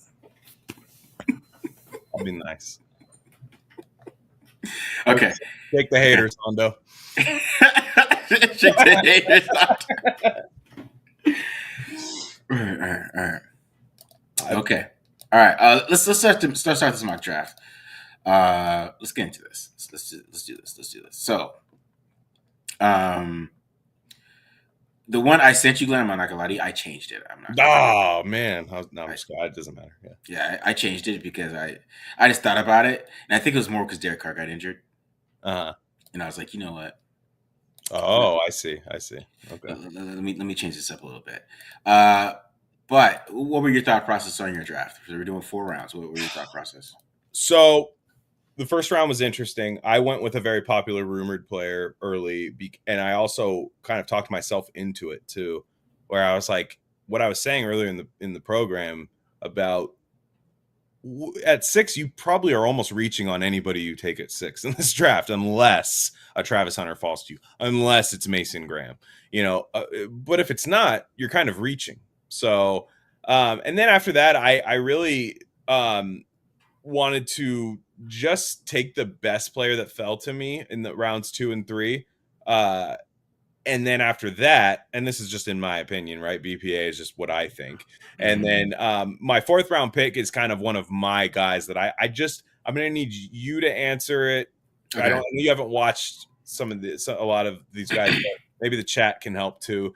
I'm like, why is this guy not talked about higher? That's my 4th round pick. So I would love if my draft came out this way. I think people will have issues with some of it, but I didn't trade at all. It's just 4 picks. I would love to trade. I think it would have to be after the first round, I think, for the Raiders for you to really honestly put that in your mock draft. Rounds 2 and 3, I think, is when they're going to be moving back or, trying to accumulate 4th and 5th round picks. I think that's more feasible. Yeah. Okay. Yeah. The edge you took was interesting because he has a lot of production, but a lot. but I was reading the scouting report, and I was gonna try to watch him before the show. No, I'm gonna need you or Matt, just somebody to watch him. Just be like, tell me I'm crazy. I don't know why this guy, like, I see where his stock is. I took him way earlier in the simulator. It was like, I thank God they don't give grades out on PFN. They would have given me an F. Like they had him at like 170, and I was like, I found out about him when whatever. I'll talk about it later when I'll talk about it. So mine was different. I did a couple drafts. I did one, and I was like, yeah, that's pretty good. But then I did another one, and I got, and you know how PFN gives you trade offers, right? They do. PFF got expensive, by the way. I was like, oh, I gotta to trade. I gotta give you guys $100. Okay, yeah, all right. Really? Is that what they did? Well, they don't let you trade, and they don't let you adjust any of the stuff unless you pay for PFF. Like, they don't let you trade at all. That's crazy. Which they used to let you do that, but I'm like, man, are people really paying money to do this? Like, just this part? Maybe they are, but yeah. Yeah, well, people are crazy about the long draft, so maybe. That's true. Yeah, I got offered a trade I couldn't refuse at 6. So wow. Horse head in your bed. I couldn't refuse it. It was just too great, and I took it. I did. I took it. I'm like, because I was thinking if the Raiders got offered this exact trade, they would have to take it. So I did trade back. So that would be my kind of push there. But I feel like I got some good picks. I feel like I got a lot of players because of it. So I think it's gonna be a good draft. So let's get to your first pick. Let's get into yours. Okay, well, I'm gonna do a thing that I was against, probably our last show, but with the 6th overall pick, again, no trades. I just got to do it. The 6th overall pick, the Las Vegas Raiders select Ashton Genty, running back, Boise State. Now, here's my process, right? Everyone's going to kill me in the chat right now. I'm sorry, guys. I'm sorry. But I was just thinking, like, I did not have Membu and Graham were gone, by the way, in this draft. Yeah. So I was just like, well, do I take Jaylen Walker? I took now you would have taken Will Campbell probably, and I did. But that was the only other thing. Like, I was kind of like Will Johnson, all of these guys. I kind of was just like, man, back-to-back years you could have come out with Brock Bowers and Ashton Genty, and you're like, you do have some offensive firepower when you do that. Mm-hmm. So I'm just doing it. I'm just doing it. I don't feel great about it, but I don't feel great about any pick I could have made at 6. So I was just like, why don't I pick the guy I know is going to be like pretty good? Yeah. See, I mean, Ashton Genty at 6 is a possibility. It really is. It really is a possibility that we really can't get around it. We can not like it. We can not like taking a running back that high. You can have your opinions like that, but it is an option. It is there. The Raiders do need a running back. Yeah. They don't have and you could talk about some of the starting running backs that they might have, or Sincere McCormick's there. Like, nothing. He's undrafted, and we know how they look at undrafted. That's why I do think they're going to draft a guard at some point. I don't know when. I didn't come around to doing it in mind, but I feel like that's just because Jordan Meredith is an undrafted guy, and right. I just know how the NFL looks at those guys. Like, oh, you're replaceable. I didn't want to draft you, so you're replaceable. So if Genty is there at 6, he's a possibility, man. They're studying him. They're looking at him. They're doing everything they can, man. They're making it happen if that could be the possibility for that pick. So it's not crazy at this point. I mean, there's a really, really good chance that this ends up happening. And people get mad at me when I say this, I don't like that he didn't work out. That really bothers me. Yeah. It's not even, you didn't have to run the 40. You didn't have to run the 40, Ashton. Right. I want to know how high you jump. Right. I want to know what your 3 cone is, which is my concern with him, is how your hips, how much can you move? Like, how many can you really make a lot of guys miss in the NFL, right? I know you can run people over. I'm not worried about that. I know you're a bowling ball. You're going to be hard to tackle in the 4th quarter. I get those things. It's just more about if I'm taking you at 6, I need an athletic freak. I'm sorry. Like people knock measurements, and the reason why they knock measurements is because the 40 is overrated. But nah, I need to see you run a 3-cone as a running Right. back. I need a 20-yard shuttle. I need a broad jump. I need a vertical leap because I need to see how explosive you are. Like that's the main thing with running backs is explosiveness, right? Burst, that stop, the stop and burst ability. And when you don't work out, I don't know. Well, I guess to me, everyone knows he's RB1, right? Like in the draft. Yeah. Like, so why would you? Like, I just think like there's no reason for him to actually do it because, and I'm not even saying like it could be worse than you think. I just mean in a sense like he could hurt himself. This is like this guy could really get picked in the top 10. In fact, I anticipate him getting picked by the time. I don't see him getting past the Bears. I don't. And it's in a draft where like nobody's really sticking out as this person you take over him. So it kind of tests the analytical theory of running backs in the top 10. Oh no, never do it. It's like, yeah, but so many other guys like to me, it's like, is it Ashton Genty or Jaylen Walker? I probably take Genty. See, because my thing with working out is if he was like just a fantastic athlete stud and he's a running back, I just feel like that he would work out. I feel like that it wouldn't be anything holding him back. But I feel like there's something there that he doesn't want out there. That's what I feel like. I'm sorry. Like it's just that's how I feel about it. I feel like Ashton Genty is hiding something from us. And because let's be real, Glenn. What if he did the 40, he ran a 4.5? What happens? He falls, right? Does he? I think he does. He's not going. They're not taking him at 6 if he runs a 4.5. But the rest at 5.8, the rest of the draft is just not that good. That's what I mean. Like where it's like his tape is still better than the person you're taking over him. Like I don't know. But Omarion Hampton, he's bigger and he runs a 4.4 and he has no hype in the top 10. Nobody's taking him in the top 10 is what I mean. There is a like kind of a strategy as a player that you do. You're like, nobody is taking Omarion Hampton over me. Like you just bet on yourself at that point. Like I look, all that stuff could be true and not. And look, to me, if you draft Genty, you have Geno Smith. That means you're trying to win right now. Like you're just we want to win right now. We want to fix the run game. And I kind of like the idea of Ashton Genty in the Chip Kelly offense, where you can manufacture like free yards on the ground if he's as good as we think. And I think a guy that can make guys miss the way he can make them miss, run through guys and stuff. Him and Raheem Mostert are a pretty fun duo. I was like, you know what? I'm going to do it this time. I would still feel kind of mixed if they did it on draft night, but I'm kind of like, man, like, why the hell not actually? Yeah. So do you see this? Should have said this hiding something about him before? Well, no, he's a quarterback. So, but also yes. But also yes. I mean, that's nobody's that high on him. That's the thing. Like, there's like. But yes, I was like, I'll even use a running back that I like, which is Quinn Junkins, if I said his first name wrong. But Junkins from Ohio State. He ran his 40.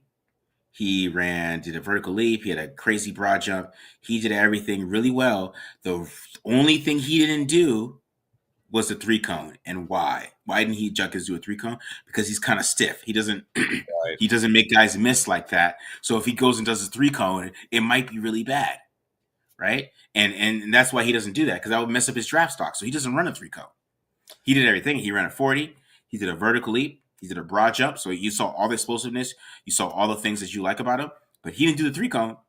And there's a reason for that, because if he did it,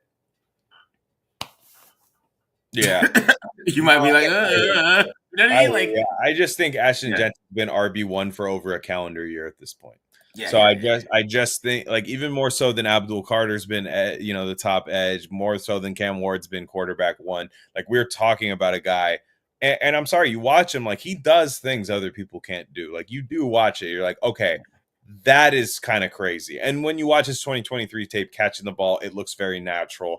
I just don't have a lot of questions about what he's – to me, he's Maurice Jones-Drew. That's just what he is. He's Maurice Jones-Drew in a league and even with some Darren Sproles ability to it too, in a league where, like, I'm sorry, Darren Sproles would be even better now than he was during his Chargers days. Like, his role in the league, offensive coordinators, the way they pass the ball to the running backs and stuff. I just think he's a guy that can just absolutely destroy, right off the bat. If this offensive line is good, if Geno Smith's throwing the ball around, I can see that this kind of, like, not completes the Raiders, but allows them to score from any moment at any time. Yeah, and some people are talking about, like, he has a 4.5, he could still be a good running back. I'm not saying he's not a great running back prospect. That's not what I'm saying. It's more about, if I'm going to take you at 6, I need you to be a freak. That's all. That's all I'm saying. I need you to be a freak athlete too. I think the top 10 is for freak athletes. It's not for a guy with great film. It's the top 10 is for freak athletes who have great film. So if you are a good athlete and you have great film, like, I'm not taking you top 10, but you still might be a great player. Like, I'm not saying it's more about value over I draft you. It's like, because another example is Tez Johnson. Tez Johnson had all this buzz going into it. He goes in and runs a 4.5. Now nobody's talking about him. it's a thing, guys. Like, it matters. So it just matters with the value I take you, and that's why he didn't do it, because he wanted to keep his value high, because there was a chance that maybe, that's just my theory. I don't know. Yeah. I mean, again, it doesn't matter. I think this top 10 is just kind of not as big as top 10s in the last few years. So I just think Genty, just do it. That's kind of the way I look at it. All right. Okay. Your first round pick, man. Yeah. All right. Let's get to my first round pick. So I did my trade. So in my trade, the Cowboys actually traded up for Ashton Genty. Wow. Yeah, I mean, I would take that. I would take that. Right. It was for 12 and 44 and a 2026 third. And I was just sitting there on the mock draft, and I was like, you know what? If the Raiders wouldn't take this, I would be pissed at them. Oh, me too. Yeah. So I took it. And I moved back to 12, and I got pick 44. And at 12, I took Jihad Campbell. Nice. From linebacker from Alabama. 6'3", 235, 4'5", 240, 11 tackles for loss, and 5 sacks. So I took Jihad Campbell from Alabama. And yeah, I guess you could say that's a little bit of fleecing, but I to be honest, like, I thought that was crazy. But Jerry Jones, yeah, if there was a team, if it was a team to do that, it would be the damn Cowboys, right? And like, the Bears did offer something, but I was like, oh, man, that Cowboys one. That is definitely something Jerry Jones would do. Bring in Ashton Genty, gets the people in the seats, puts him in the star, gives Dak Prescott. But the Raiders, they get Jihad Campbell back for this, right? So this was I just because that's what I was thinking. I was like, if they go back to 12, that means I can get a guy like this, and nobody's gonna care, right? Because this dude's a stud. He's going to be a stud. Yeah. Like, if you watch him, he's young. He reminds me of Edmonds who's on the Bears now, but it was with the Bills. They're very similar players. That's what I really like this dude. So I traded back and I took Jihad Campbell. Maybe the Cowboys won't do that, but to me, I don't know. I just don't think it costs that much. You don't think it costs that much? No. How much do you think it costs to go from 12 to 6? Though? But what did you gave up? You got their second round pick and then a future. I got 2026 third. Okay, yeah. To me, I think it would just be the second round pick. You think so? Yeah, I don't think you have to get, because again, this draft, there's not a bunch of quarterbacks in this draft. I don't know. But again, either way, we're not drafting with the pick that you're getting in next year anyway. So that doesn't matter for this mock draft. I just mean, I like your pick though. I mean, I like the pick. I love Jihad Campbell. I like him more than Jaylen Walker if I want a linebacker. And I love that he plays with no gloves. I think he plays insane too. He just looks like an insane person on the field. Yeah. Yeah, I like Jihad a lot. He's just jumps off the film.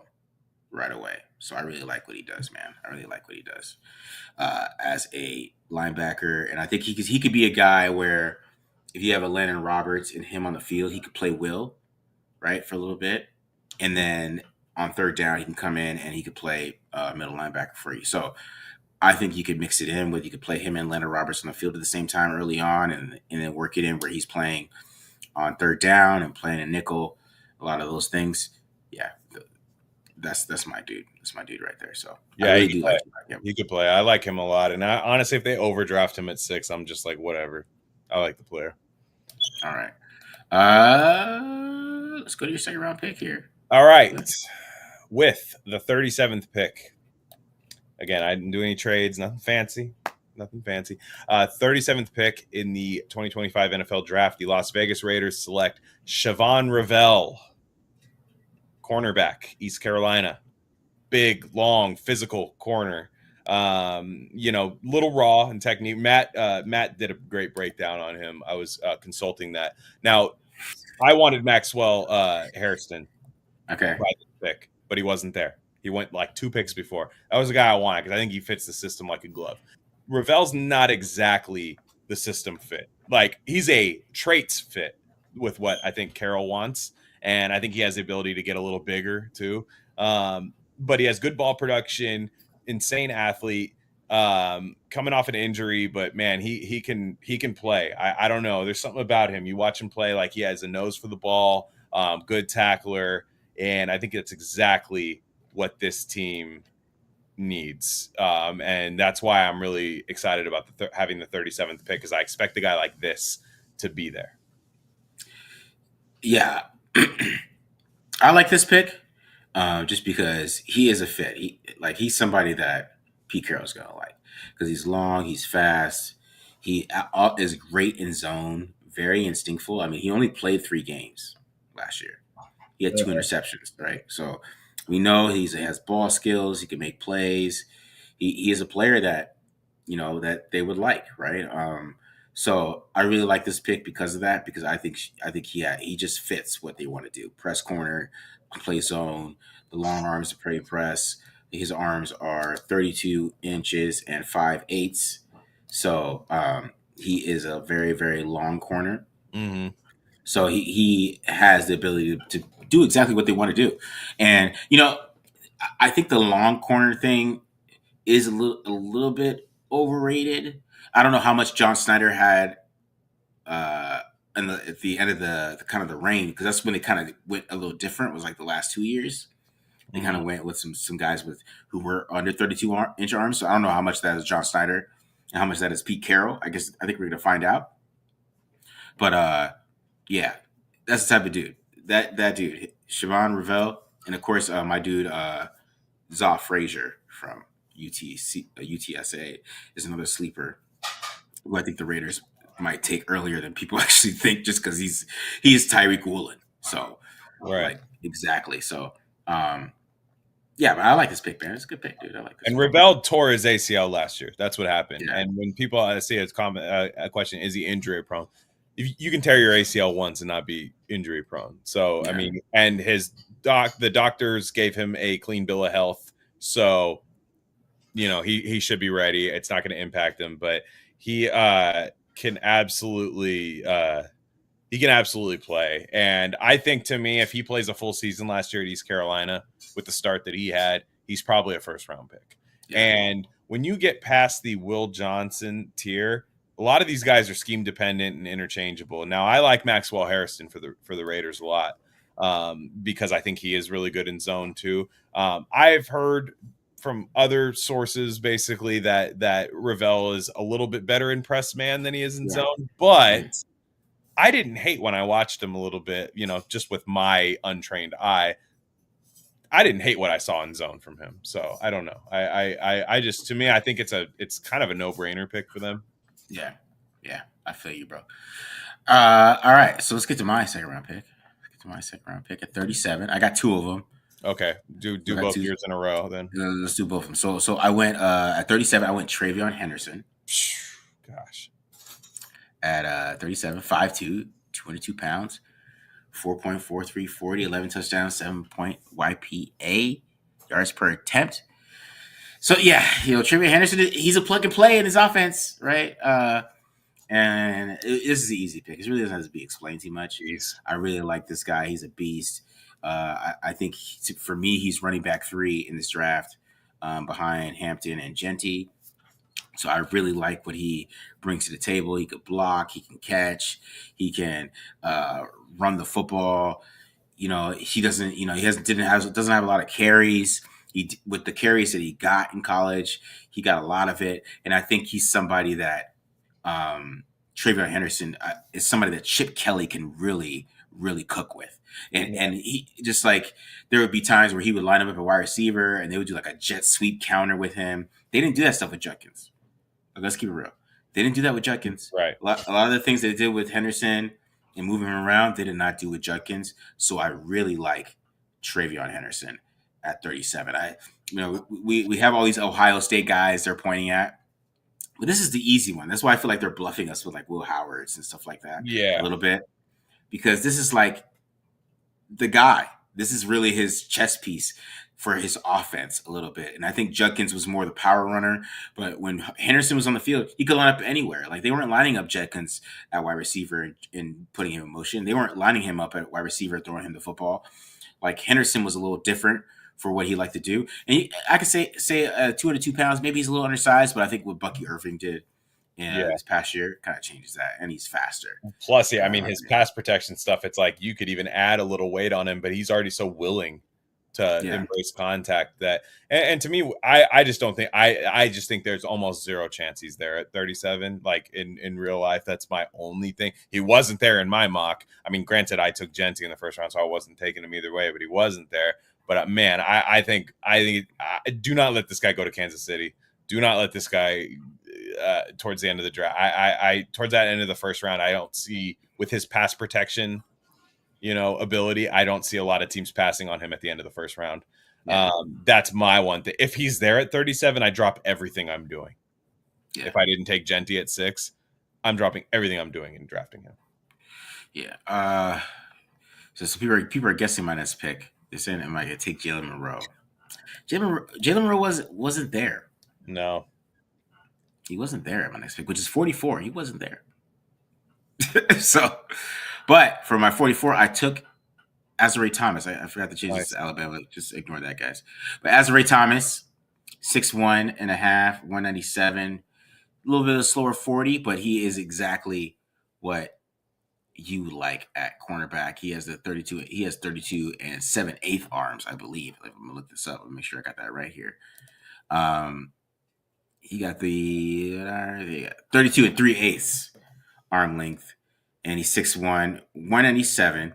He's a little bit on the slower end. I'm not gonna lie, but I still think that he fits exactly what they want to do at cornerback. He's the ultimate kind of cornerback that he likes. Great in press, was great at the Senior Bowl. He was locking dudes up at the Senior Bowl. There's really nothing anybody really could do with him at that point, and he was just dominant the whole time that I was watching him out there. So I really like this pick. I really like Azare Thomas, who has a chance to be a big time corner for the Raiders if they take him. I think it's somebody that Pete Carroll can get the most out of. Let's say that.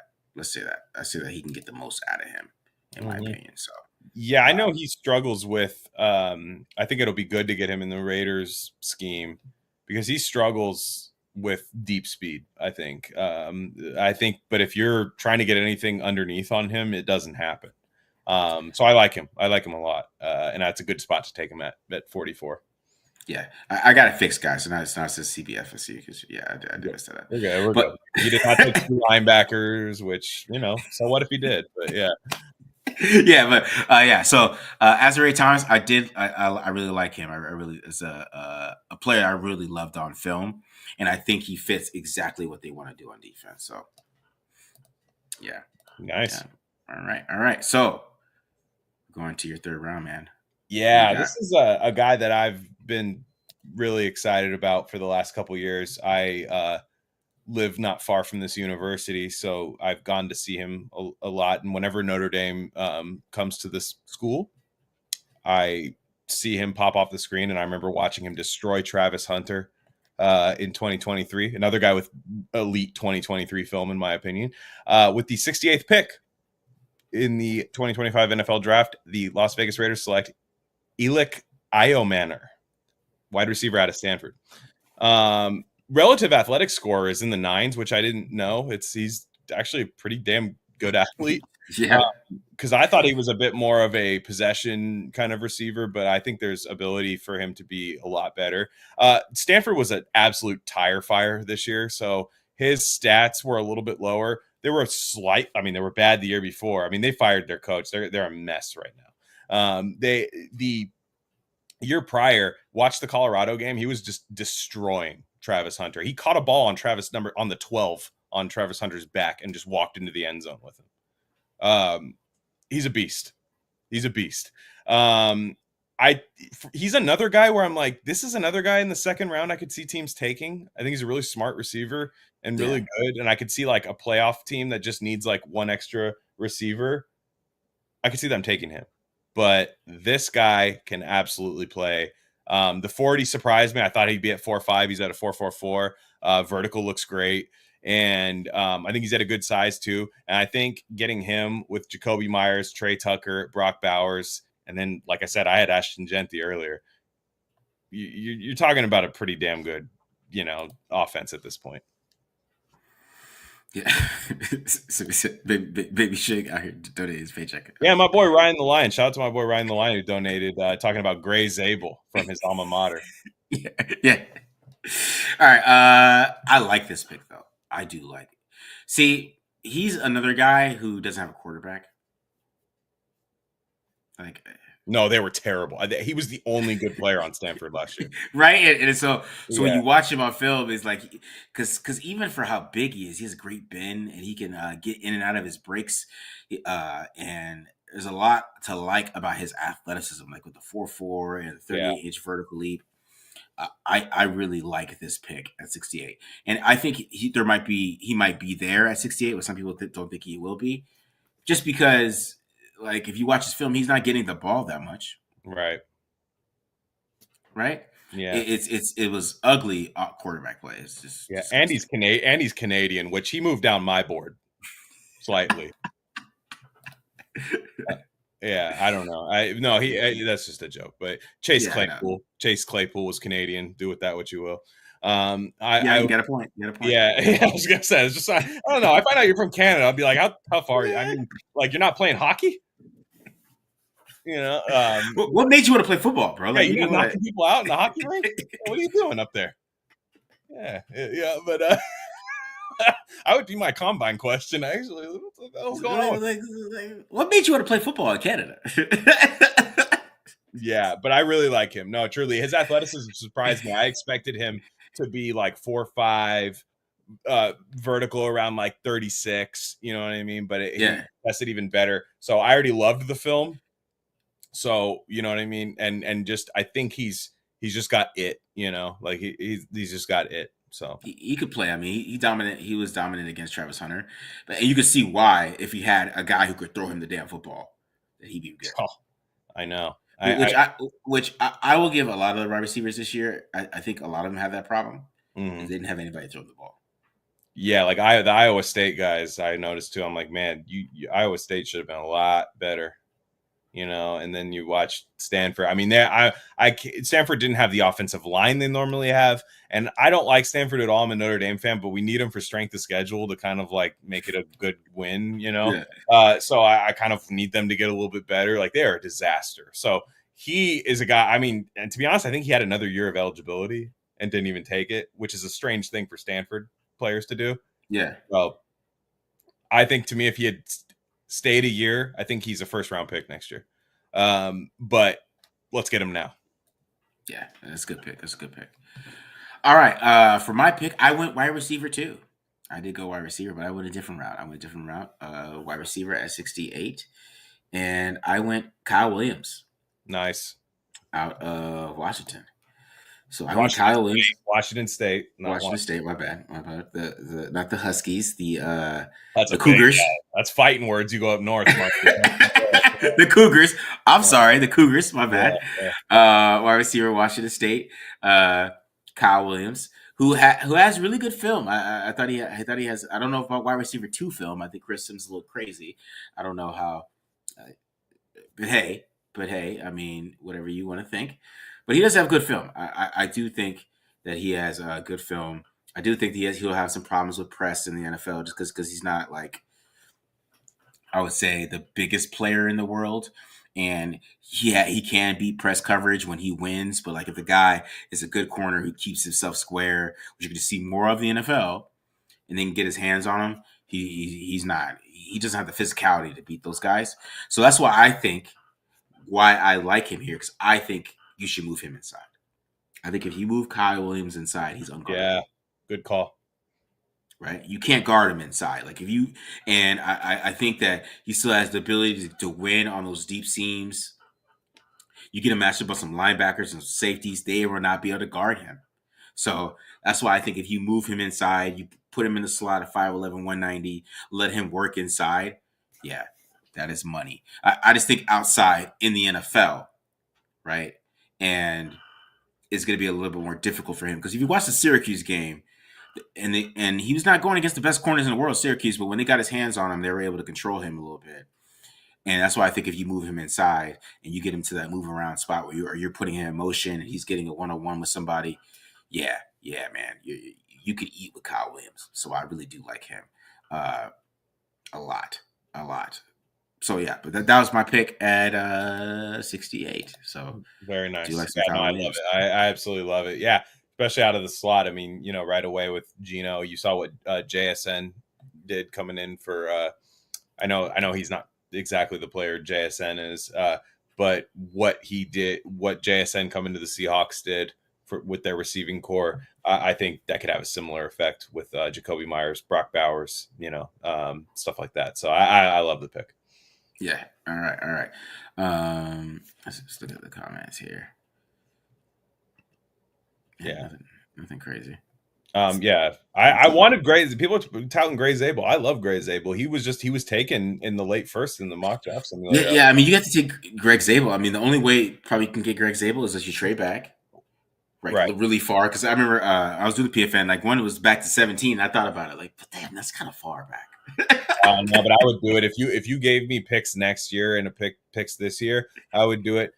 To me, like if he was there at 37, if I had Genty and Gray Zabel, we're running the football. Like we're just just saying.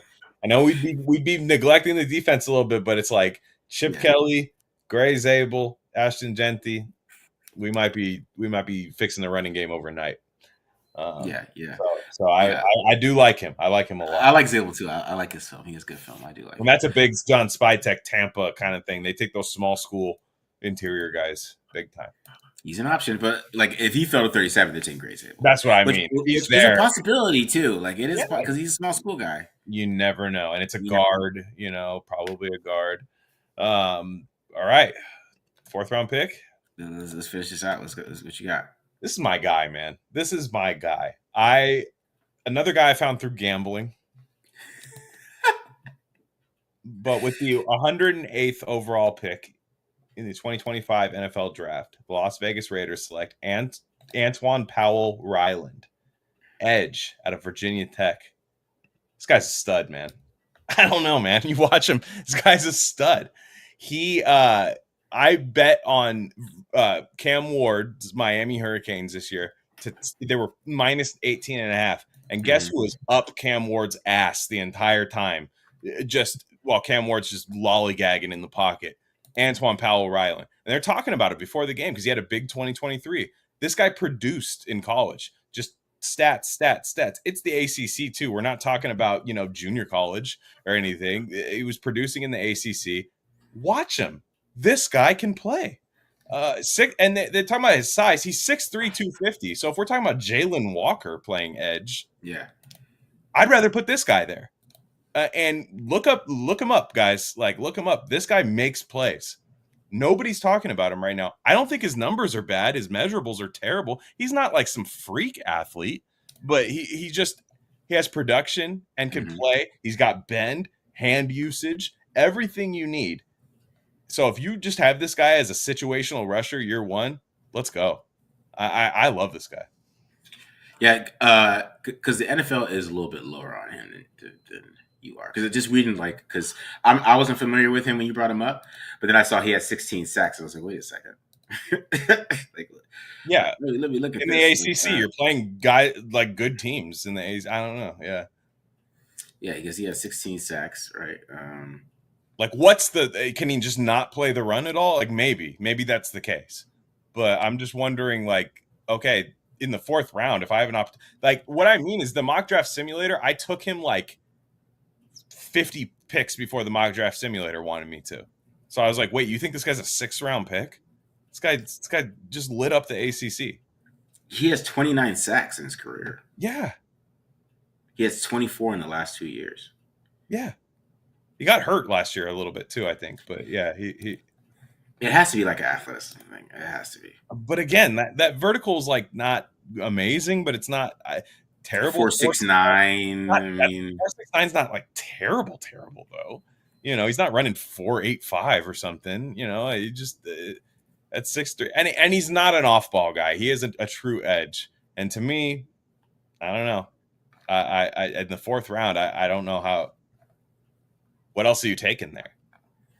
It's the arm length. That's what it is. What is his arm length? 31-inch arms. Oh, that is short. Okay, I'll give you that. Well, there you go. Graham have 32. I know. Graham. I know it's defensive tackle versus edge. I know there's a difference there. So yeah, but again, we're taking him in the 4th. This guy can just 29 sacks in college. This guy's getting in the backfield all the time, and some guys just win. That's the thing. Some guys just win. Yeah. I'm like, what is it about? Because I heard when you said this name and I looked it up. I was like, what's wrong with him? And I was reading Lance Zierlein's. Did he kill somebody? I don't even know. He's basically saying he's not athletic, unable to flip his hips past a blocker at the top of the arc. Okay, but then how did he get to the backfield? I'm like, what happened? Matt Holder, please find the answer to this. Will struggle to stand his ground and test his strength. Lack of length allows runners to slip from his grasp. He can't play the run. He can't play the run. Okay. He's a bad tackler because I was looking at his tackling percentage of his career. Pass rusher. His missed tackle percentage is 19.1. Yep. You're just a pass rusher then. That's fine. Fourth round pick, you are my situational pass rusher, and you are just that's all I need. Yeah. That's all I need. Yeah. Well, that's probably the answer then, but I would love that's my request for Matt Holder to take a look at him. Yeah, because he's a diversified rush plan to accumulate 25.5 sacks. So basically, this dude is a technician. He's like Chandler Jones. Yeah, right, exactly. And like I said, I watched him. He pops off I watched him against Miami. I was like, damn, this guy's winning with power too. I was like, whoa. Yeah, I want to watch him now. I'm interested. I was trying to watch him before the show started, but I didn't get around to it. It's only so many hours in the day. Exactly. All right, so my last pick, this is just a personal pick for me. I don't know if the Raiders are even going to do this, but I love this guy. I just got done watching this film this week. You've probably seen it if I posted on Twitter. I went Jacob Parrish from Kansas State. I went another cornerback because he is the best slot corner in this draft. Wow. There's not a better slot corner in this draft. He's better than Jahdae Barron in the slot. Well, Jahdae Barron is everything. Jahdae Barron is the best DB in this draft, because he could play safe. If I wanted Jahdae Barron to play safety, he could play safety. If I wanted to play in the slot, he could play in the slot. If I wanted to play outside, he could play outside. If I wanted to play strong safety, he could play strong safety. Jahdae Barron is just a different monster. Like Jacob Parrish, who actually played outside and inside, he in the slot, he locked up Jaylen Noel. We talk about Jaylen Noel being a good player, and Jaden Higgins too. He locked those dudes up, and he locked up Jordan Tyson pretty well too when he played against ASU in the film I watched. I'm a huge fan of this guy, but I just think they bring. You got your slot corner, you get your outside corner.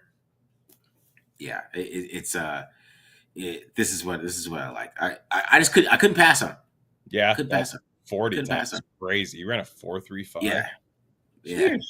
It's a slot corner though, guys. I know. Good luck selling Pete on that, but this is a slot dude, and like he tackles Cam Scatabo 1-on-1 like 3 times. So like you could put him inside, you could blitz him, and he's not that small. You know what I mean? Like he's not that.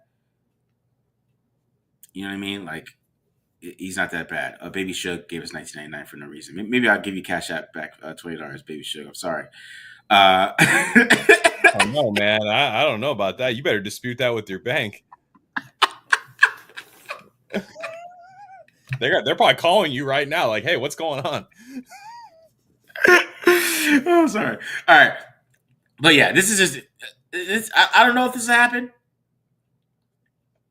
but like, man, I really like Jacob Harris. I just can't see like because when they took Kobe Bryant a couple years ago, he didn't have 30-inch arms. They took somebody else who didn't have 32-inch arms either. A couple of guys they didn't have, right? And I think that from the slot position, it's a little different, and just how well he tackles. Like I don't think you guys understand it. Like this dude is a beast. He reminds me a little bit of Jalen Petre, a little Yeah, bit yeah, sure. from that type of aspect where he could kind of like play in the box. Like this dude was taking on tackles, man. Like it was just weird to watch this 191-pound dude take on tackles and not be scary. And I think that's why I love him in the slot, and just watching him lock up Jalen Noel. Sorry, Jalen Noel. This is my type of dude. This is why I really like him. I do. Yeah, I'm intrigued. I'm intrigued. I didn't know much about him, but yeah, no. I didn't either, man, till the other day. And I was like, you know what? This dude is damn good. And he, like just watching him just play inside outside, and then watching that little small dude just tackle Cam Scatterville like it was nothing. Wow. That tripped me out a little bit too. So and it was like it wasn't just once, it was a couple times. So that's my 4th-round pick. I think it's a good spot for him though.